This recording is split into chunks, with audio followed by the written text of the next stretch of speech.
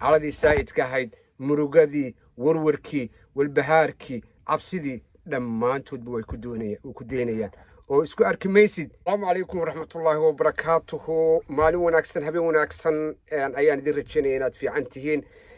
qodobaad muhiima ayaan maanta idin hayaa laakiin waan duceeyaa marka hore alla subxaanahu wa tacaala inta aan ubadaysan ubad caafimaad qabo khayran ilaahay siiyo inta ubadkaastan alla ubadkaas ha u siyaadiyo caafimaad iyo kuwa baari ah ilaaha uga dhigo inta xanuunsanaysana alla ha caafiyo waalidiinta inta dhimatayna naxariistana allah ka waraabiyo inta waalidkoodu nooshaayna alla subxaanahu wa tacaala caafimaad iyo cimri dheer ha siiyo hana isku waareen. intaasi kadib waxaan idin hayaa qodob aad u muhiim ah. maxaad la murugoonaysaa?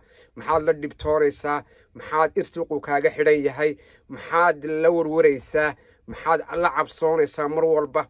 maxaad ru ahaantii la dhibtoonaysaa? maxaad la cabsoonaysaa? cabsi iyo murugo iyo dhibaato oo dhan waa isdeenaysaan. stress iyo buuq iyo xanaaq iyo waxaasoo dhan waa isdeenaysaan iyadoo ay gurigaaga ku taallo. maxaad u akhrisan laadahay? inna maca alcusri yusraa فإذا فرقت فانصب وإلى ربك فارقب. أي كل عليين أفرتن قور حدي أودي كريسونا سورة دوردن آخري ألم نشرح هداد أودي وذ آخري أو واحد آخري ذا أفرتن قور مالين كستا بالجذهود هدي أبرالي كالنقضة وحوين أي أسكك بدل الدونة بإذن الله كريم. الله يدين باكيو دمانتين با قول استا